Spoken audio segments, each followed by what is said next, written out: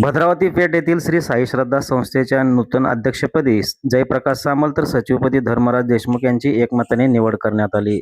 नूतन पदाधिकाऱ्यांच्या निवडीच्या निमित्ताने साई दरबारात साई भक्तांच्या वतीने सर्व पदाधिकाऱ्यांचा मान्यवरांच्या हस्ते सत्कार करण्यात आला. सार्वजनिक गणेशोत्सव मंडळ ट्रस्टचे अध्यक्ष बसवराज इरटे यांच्या अध्यक्षतेखाली आणि माजी महापौर शोभाताई बनशेट्टी यांच्या हस्ते नूतन पदाधिकाऱ्यांना मानाचे शाल व श्रीफळ देऊन गौरविण्यात आले. कार्यक्रमाच्या प्रारंभी मुख्य पाहुण्यांच्या हस्ते श्री साईबाबांची मनोभावे आरती करण्यात आली.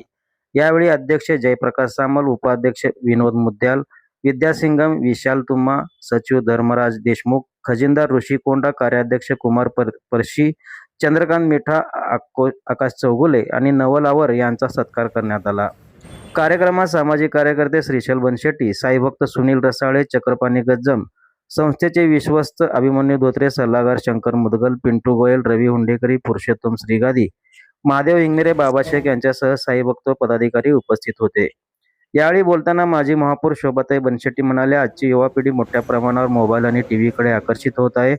तरुणांनी अध्यात्माकडे मनोभावे लक्ष केंद्रित करून साईबाबांच्या चरणी लीन व्हावे. भद्रावती पेठ येथील श्री साईबाबा मंदिराच्या विकासासाठी सर्वतोपरी सहकार्य केले जाईल. येणाऱ्या काळात संस्थेच्या पदाधिकाऱ्यांच्या सर्व मागण्या मार्गी लावण्यासाठी प्रयत्न करू, असे आश्वासन त्यांनी दिले. नूतन पदाधिकाऱ्यांच्या निवडीमुळे संस्थेच्या धार्मिक व सामाजिक उपक्रमांना अधिक व्यापक स्वरूप मिळण्याची अपेक्षा साईभक्तांनी व्यक्त केली.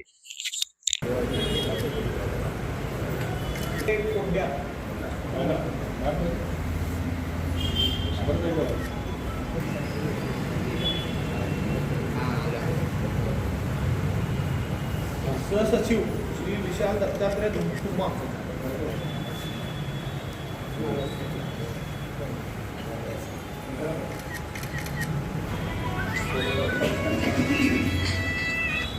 हॅलो हॅलो विजय सिंगम,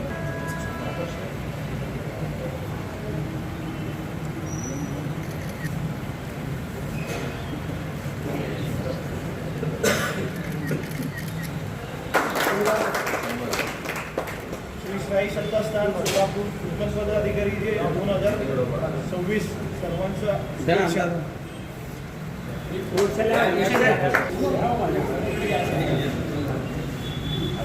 श्री साईच्या ह्या सानिध्यात येऊन आज शुक्रवार आहे. आज मला साईचं आरती करायला मला मिळालं, एक गुरुचं आरती करायला मला मिळालं. हे तर हे माझ्यासाठी एक महत्त्वाचा दिवस आहे.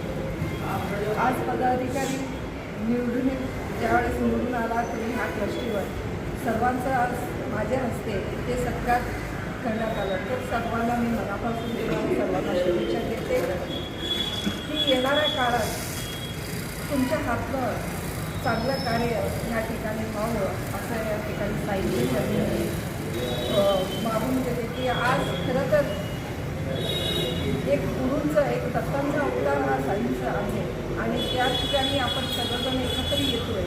आणि तुम्हाला तुमचे भाग्य आहे की तुम्ही सगळे लहान तरुण आज तुम्हाला या ठिकाणी संस्थेवर काम करायला संधी मिळाली.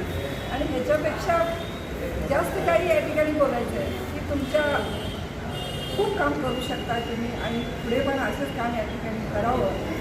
आणि ताईंनी सांगितलं की साहेबांचं आमचं खूप ओळख आहे होतं आणि आता ताईंचं पण झालं. तर मला वाटतं की वडील कसे होते तसे ताईंचं पण काम असणार नाही.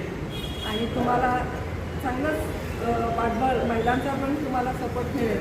आणि तसंच मला सुनबाई म्हणून हाक म्हणणारे माझे सासरे आता नाही येते, हे सासरे माझे अजून आहेत.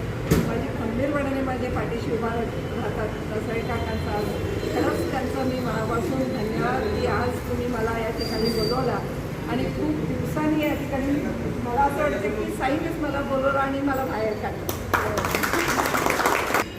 मी आता थोडंसं व्यस्त माझ्या कौटुंबिक जेवणामध्ये मी व्यस्त आहे, कारण ते पण महत्त्वाचं होतं म्हणून त्यात आहे.